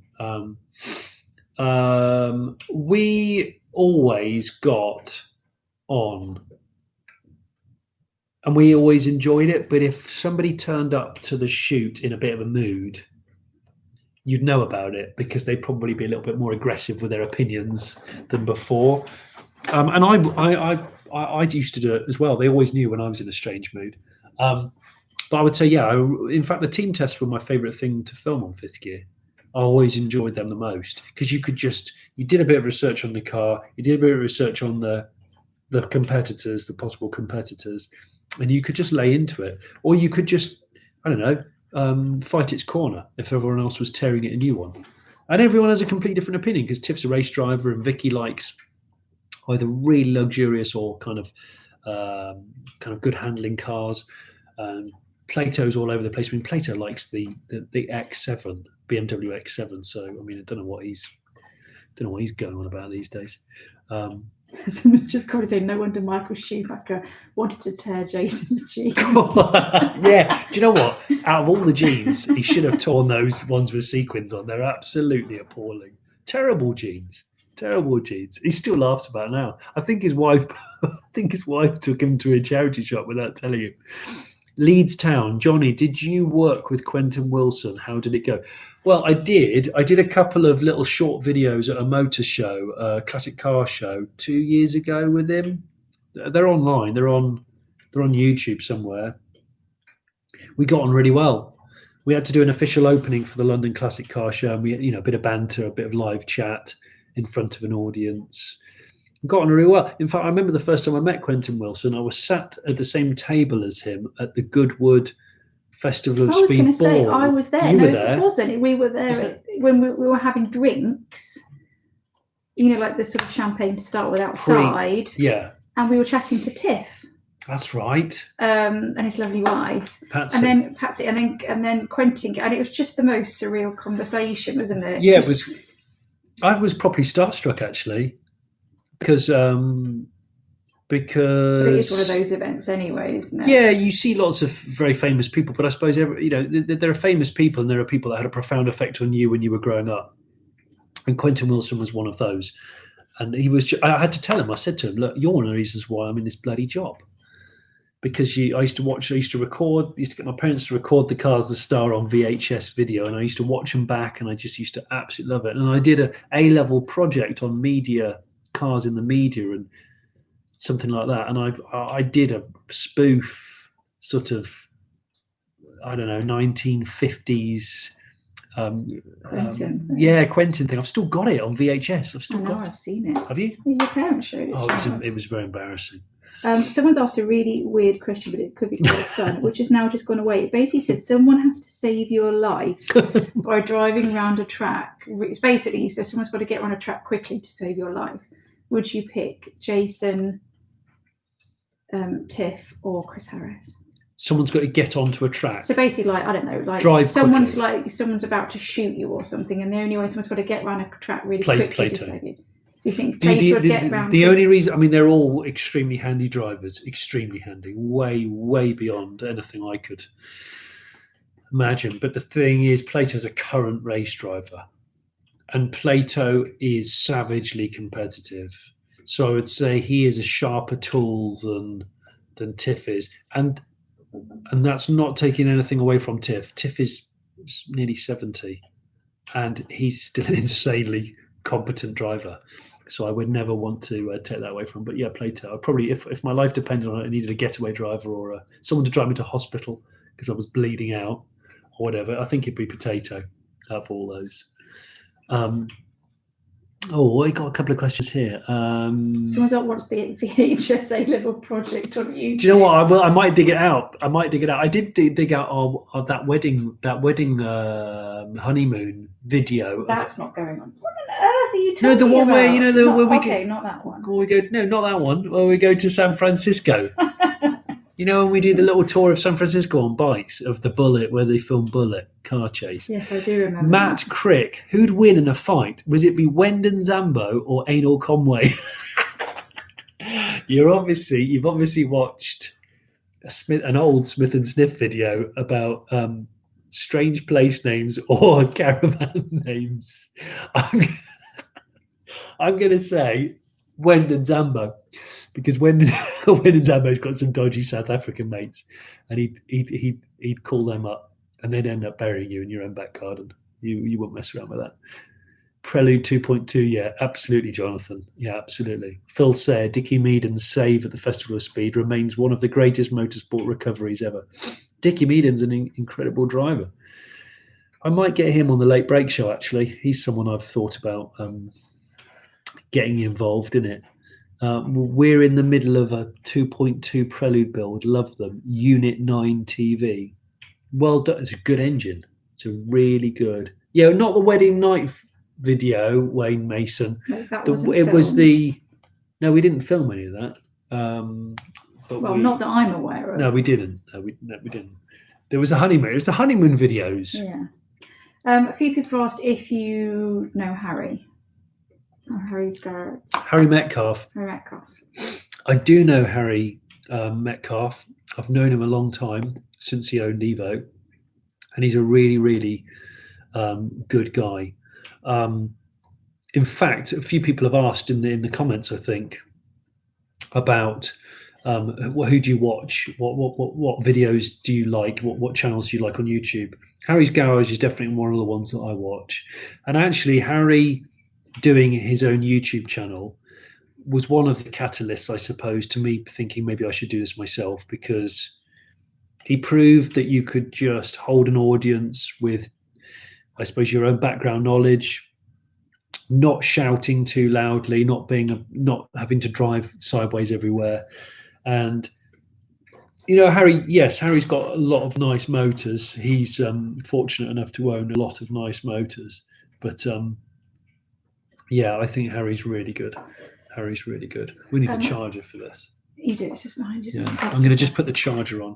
But I'm still reading your comments. Electric Vehicle Man would like to know, I think he obviously gets a lot of criticism. Oh, for being a YouTuber? For being a YouTuber, not a car journalist. Yes. And I guess he sort of said that you're straddling both I'm straddling. You're straddling both sides of the Atlantic.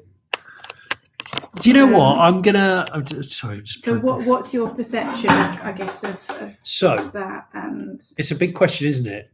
There's quite a lot of YouTuber hate out there.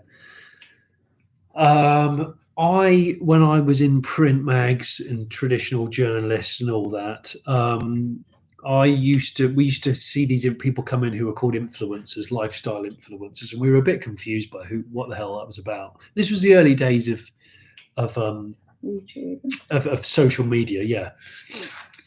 Fast forward to now, and I think being an influencer or a professional YouTuber, you've got such a wide demographic of people, and I said this before. You've got people appealing to school kids, and supercar chasing and all that stuff. And I remember featuring Tim Burton on Fifth Gear when he was like I don't know, he must have been about 18, 19. I don't know, he was really young. And we kept in touch ever since. And I think he knows his audience. So you can criticize someone like Shmee 150 for being for doing what he does and filming stuff in the way that he films it, but he knows his audience, and also his work ethic is exemplary. He puts a film out every 24 hours. There's no bloody way we would do that. I mean, we've been putting a film out every week this year, and we're broken. I mean, look at my face. It's shit. Fast as Funk, that Sierra jump. What the fuck were you thinking? Your arse must have gone inside out. We've actually got a picture of it in there. Yeah. Go and get it. I had it made into a canvas a long time ago. It was a good jump, that. I should regret it, but I probably don't. Graham Langford. Graham, thank you for pledging money. Again, I wasn't expecting anyone to pledge money. Love what you've been doing, Jonny. Thoroughly enjoyed the Chris Harris, Jason Plato, Matt Neal interviews. Looking forward to many more smiles. Oh, yeah, it's much bigger than I remember. No, that is a lot bigger than I remember. Here we go, look. There you go, look. There's the picture. There's me, look, in the Sierra. There's the ramp. Hang on, where's the ramp? There's the ramp down there. There's the ramp. Oh, it's 4 feet high. That's the car. That's a railway embankment. There's a train that goes past there every hour. Yeah. Oh, James Hughes, would you do a one-off or occasional feature? Buy a classic car that needs work, do it up a bit, sell it on, and show the key areas to improve the car's value. James, thank you. Yeah. In fact, it's on our production schedule as we speak. So hold that thought for 2021. What we got? Oh, no, we've got loads of stuff. How did you get into automotive journalism, Jamie? Well, Jamie, I get asked this question a lot. So I'm going to drink some more while I explain to you. The short answer is knock on people's doors, email the hell out of people, and don't give up. And I think Plato summed it up quite well in his recent Idle Chat video on the Late Break Show. You've got to be prepared to get up, run into a door, fall down with a bleeding nose, get back up and run into another door. And personally, I really, really think that to do this sort of work, or to try and get your foot in the door in this sort of industry, or these sorts of industries that often people say to you, it's too competitive, you won't get a job. You've got to badger people, and you've got to be prepared to put yourself out there. But nowadays, because you can self-publish, which you couldn't do when I started, it's probably easier than it ever has been, because you could just put your work out there for people to latch onto, and people can become an accidental star. And it's cheap to self-publish. It's cheap to blog. I've got some great content. Trevorrow, jumping that Sierra must have shortened your life by 5 minutes. Luckily, it will be cut from your time in your 90s. Yeah. I mean, my neck, I still have neck problems periodically. It was worth it, I think. I wish social media had been invented when we did it.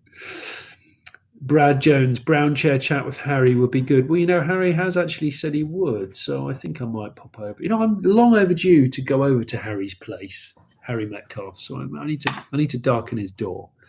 What's your favourite car show or car event? Says Philip Brown. What's my favourite car show or car event? I do like a lot of Santa Pod drag racing. It's where I go in my own time. Stu Thor, yes, I am drinking port. Jingle jangle. It's not the most expensive port in the world. It's on offer. It's 2020. It was on offer, But I really like going to Santa Pod because I just relax and I enjoy just pouring over the cars and walking through the pits. It's all very grassroots and it's my thing. I do like going to the odd static car show. There's a couple of car shows I've still never been to, actually, that I'd like to go. And one of those is the Le Mans Classic. I want to drive to Le Mans because I've never driven to Le Mans. And I was going to go to the Le Mans Classic and drive one of my cars there and enjoy the journey. Because I think classic cars are about enjoying the journey, not just getting to the destination, because most classic cars are slow. So, Mike G, I just bought a solid Alpha Sud. Jonny, should I have? There's all in block capitals with lots of exclamation marks. Well, I bought an Alpha Sud once before, let me get this right. When I lived in London, and you remember the yellow paper, the bargain paper, the loot? I bought an Alpha Sud without any pictures, and I just picked up the phone. It said Alpha Sud, £100. I picked up the phone, phoned them, and I just said I'll buy it. And they went, oh. I said, look, I'm going away for the weekend. I'll come and collect it on Monday. Is that okay? And they went, yeah, no, fine. I said, I can give you the money. I can pay you, wire the money or whatever we did. I can't remember what we did then. Early days of PayPal. Anyway, they said, no, that's fine. And turned up, and I was thinking, if it's shit, I'll just, £100 will cover the carburetors. I can sell the carburetors. The rest of the car will be. I got there. Person had died. House clearance. Car was really nice. Could not believe it.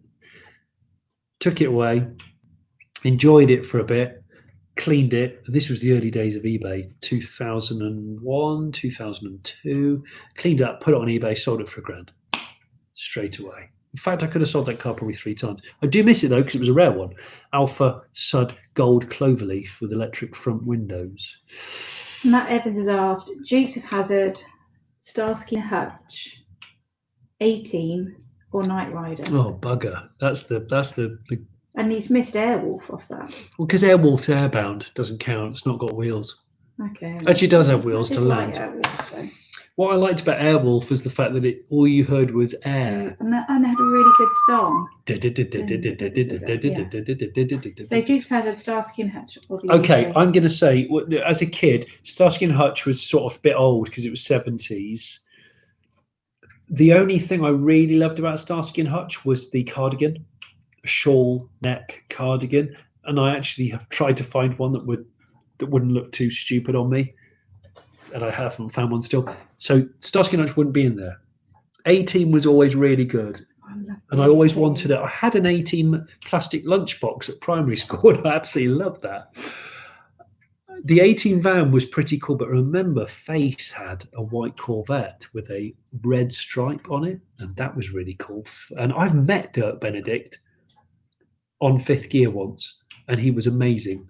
It was the last time I smoked was with Dirk Benedict. He offered me a cigar, and I didn't have the heart to say no, so I just took one, and it was about that long, and I thought, oh shit, this is going to take... You've never smoked, don't you, people? I've never properly smoked, but he offered me a cigar, and I just thought, yeah, I'm going to smoke one more cigar in my life, and it'll be with Dirk Benedict, aka Face. And we did. We smoked it outside a hotel, and it took me about an hour and a half because it was about that long.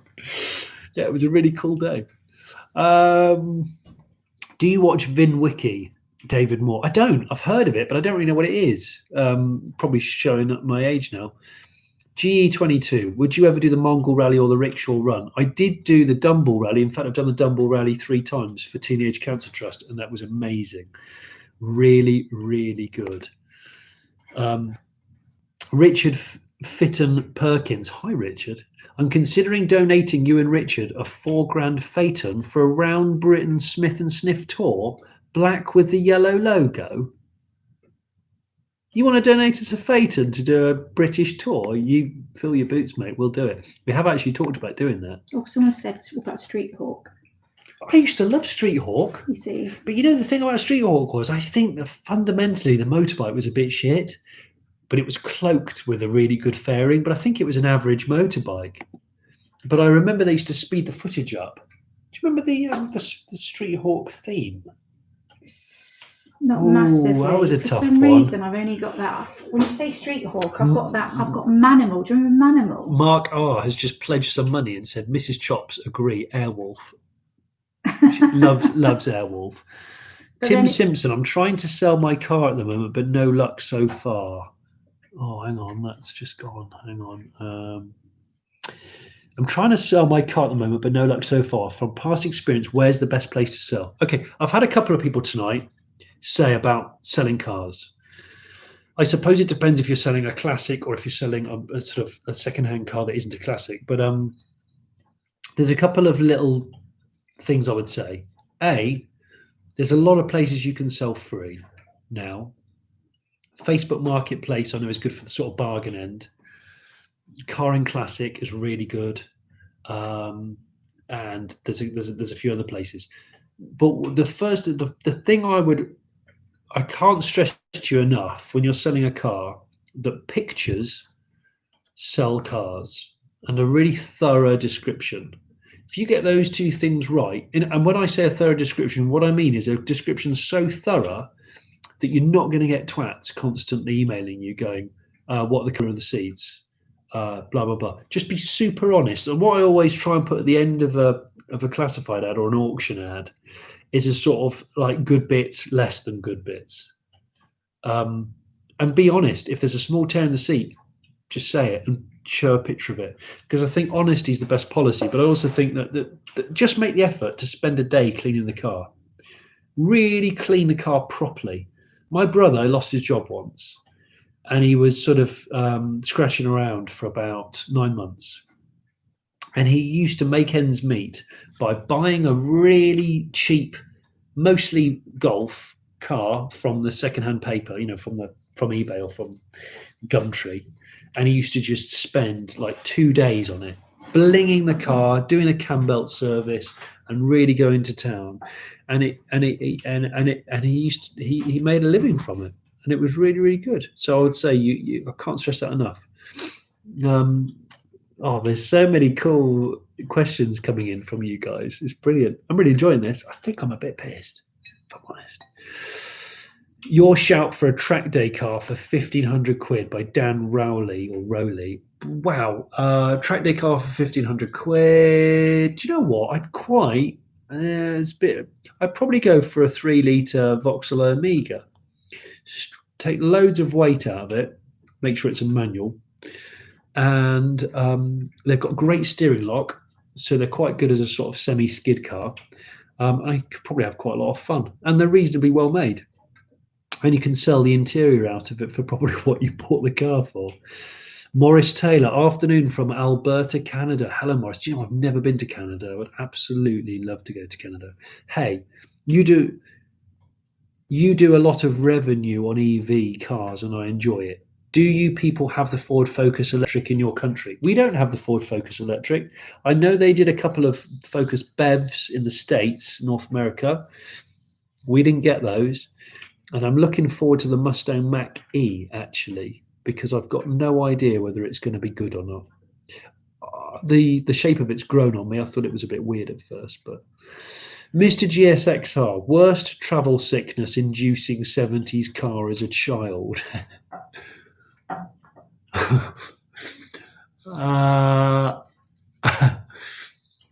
Do you know what? I remember going in a 70s Citroen GSA. I think it was a GSA, and the suspension spheres. You know, the Citroen has the is it hydropneumatic suspension? The spheres were knackered, which meant when it went over a bump, it would keep doing that for about, I don't know, 8 seconds afterwards. Honestly, it was like being in a very small fishing vessel on the high sea. I was as sick as a pig after about 10 miles, and I didn't even get travel sick. I'm very lucky I don't get travel sick. I never really have, and I don't really get seasick. But that one was testing. And we were on our way to Cubs, so I would have been about, 8 or 9? I remember it like it was yesterday. Weird. I love this. There's a bit of a community on the Renault Sport Clio for a track day car. Yes, that's true. Actually, that port has gone to my. Do you know what? Renault Sport Clios are really cheap. And they're brilliant. I know it's more expensive, but one day I would love a Megane R26R. Brilliant. GKC Gary. Hi, Johnny. I'm waiting for my ID3 to arrive. What is your honest view? Well, I've only driven that car once, and it was in Germany, Gary. I'm going to try and drive a UK one soon. I think there's some parts of it that are really good, and there's some parts of it I'm not convinced about yet. I'm not convinced about the infotainment. The interior looks nicer in pictures than it is in reality, although the visibility is really good and the legroom is really good. The exterior looks like a grower. It's rear-wheel drive, but you kind of don't really know. And I guess the range is okay, and I think the build quality will be pretty good. But yeah, does that answer your question? Excuse me. We're going to have to start wrapping Al this up. Scott, sports. Is that the correct spelling for sports? It's very difficult. Sports. Sports. Dylan Mail, keep up the great content, smashing it. Thank you. It's very kind of you. What do you think about the X-Pan? Oh, the X-Pan. Well, actually, I've got it. The PR of X-Pan contacted me just before Christmas, and I'm going to hopefully, well, if we're allowed to, travel and drive one soon. Fast as funk. If you weren't doing car stuff, what would you still be doing in your life? P.S. Are you still up for going halves on 24-valve Vauxhall Senator? I was talking to someone on Boxing Day, a friend of mine called Simon Denman, who I used to sort of hang around with at college, and he had several ex-police senators and used to break them for parts because they were worth more in parts. And I said to him, man, I've got to have a senator at some point. And this is where I got into the conversation about having a Senator hearse. I'd love a 24-valve Senator hearse, but manual conversion. And my wife's shaking her head, saying not a frigging chance. Is PSA/FCA a good thing for Vauxhall, says Chris McKay? Well, that's a very interesting question. I think so, because I think Vauxhall at the moment has a problem with its image, slightly unfairly, and it doesn't seem to market itself as cleverly as Ford, and hasn't done for many, many years. Mark II Golf Channel. Hello, guys. Hi, Jonny. Do you think more people will convert classics to EVs at home when batteries are more affordable? I 100% think that's the case.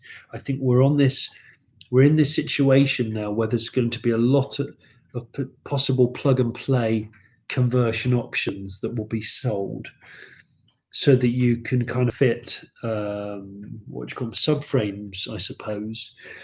Like the Zero EV guys, they're developing a lot of bolt-in subframes for cars, so you don't have to weld and chop. You can EV convert stuff. I guess it's reversible if you want it to be, and I think the future of that is massive. There's only going to be more of it, and it's not going to appeal to everyone, but I think it's really, really it's a blossoming market. CPs has asked how many driving lessons you had before you passed your test and how many attempts you had. I had 10 driving lessons, and I passed my test first time. And I can tell you that because I remember it vividly, because I couldn't afford. My parents gave me 10 lessons for my birthday, and I couldn't afford to buy any more. And the pressure was on to pass first time because my brother had.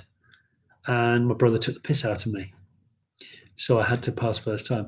Mozza, which UK landmark has the best piss vista? Now, if you haven't listened to this Smith and Stiff podcast, you won't know what a piss vista is. I made this name up about 2 weeks ago. It's when you pull over for a wee on a long journey, but you purposely pull over somewhere which has a lovely view. Don't get me wrong, there's no people there. You find a secluded spot, and we nicknamed it the Piss Vista. I've had some incredible Piss Vistas. In fact, one of my best Piss Vistas, I was driving a pre-production Jaguar XKRS up Mulholland Drive in LA, and we found a really secluded lay-by with some rocks, and I climbed down the rocks and had a waz overlooking the whole of Los Angeles, and it was incredible. I'm pretty sure nobody saw me. So yeah, sorry about that. Yeah. Sausage Lord 102 has basically said that it's his wife's birthday in a couple of hours. Could you wish... In a couple of hours? In a couple of hours, could you wish Yuri a happy birthday? Yuri, I wish you a very happy birthday. I know some friends of mine that have birthdays between Christmas and New Year, and they say it's kind of rotten. But I hope yours isn't rotten. I hope it's really enjoyable. And I suppose you won't be able to choose who you enjoy it with so much this year, but have a fantastic time. And on that note, we've got to go, because this is just getting boring.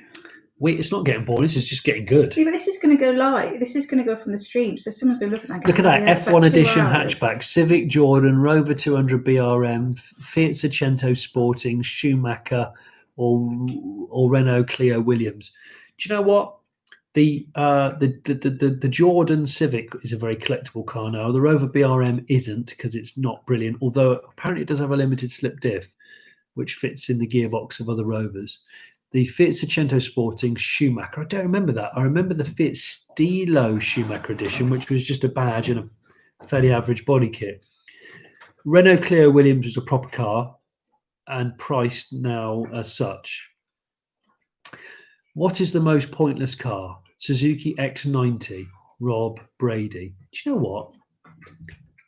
Someone on through my website, through the Late Break Show site, and if you haven't seen it, we do have a website. The Late Break Show has a website. You can even buy merch on it. Someone has offered me a Suzuki X90 that they don't want anymore. I think I'm going to do something with it. I think I'm going to do some sort of motorsport event in it. But anyway. By the way, a few people have said it's very clear who's in charge in this house because I'm telling you to go. Why don't you come in? And it's very clear that I'm not in charge because you're not going. Yeah, well, they know the rules. Why don't you come in? Can you come in? You don't need to just go. You need to just wrap this up. I'm going to go in. And can you just... this is your 1 minute warning, people. I've got to go. But you know what? The fact that there's been way more people watching this than I expected, I'm going to do I'm not another even one. doing it properly. I'm not even doing it, and I was late. I Well, was an someone idiot. suggested we use the money that we didn't know we were raising, but have now inadvertently raised, Yeah. to buy like a proper light and webcam, which I think that's a great idea. I'm going to buy a ring light because apparently it makes you look more handsome. Ring light. We're going to get a backdrop. I've got a backdrop. It's just I forgot to put it there. We can actually look more professional next time. Here's me backdrop. This was just meant to be a fun thing to do. Here's me backdrop, anyway, everyone. Next Nick one. Crane, are you going to get the Beetle back on the road? Yes. Right. Although it kind of needs restoring. Anyway. Everyone wants to see the cat. Simon Smith. Oh, do you want to get the cat? No. I'll get the cat. Hang on. Let's end this by trying to get the cat on screen. The cat doesn't like being picked up, but she's a funny old woman cat. Come on, Queenie. Come on. Good girl. She's going to hit. She's going to hit. Oh, Queenie, you can't stand it, can you? You hate being picked she's up. so pissed off. Oh, Queenie, so she's absolute. She hates it. Look at the sour face. Anyway. Wayne Mason has put sneak back on here later, Johnny, when Chops is asleep. Listen, what you don't realise is my wife doesn't sleep. She doesn't sleep. She's a non-sleeper. She's a vampire. But I'm not. I'm gonna say, guys, I'm gonna look back through some of these afterwards. But thank you for everybody who stayed and watched this. Thank you for your patience because I was disastrously late getting on board. Well, you're using my computer, which is I'm now using Chops' computer downstairs in the kitchen. I was supposed to be up there in my office in a better setting, more appropriate setting. But I want to wish everybody a happy new year. Hang on, Stephen Wraith, Johnny's not pissed. Boo. How do you know? How do you know? And thank you so much for watching the Late Break Show this year, and follow me on social media and listening to the podcast, the Smith and Sniff podcast, which has been good fun to do every Monday. Thank you to everyone. There's now loads of cat comments appearing. Before that gets out of hand, I'm going to clock off and just say, God bless. Night. And from me and a bottle of fairly cheaply priced Taylor's, I bid you good night.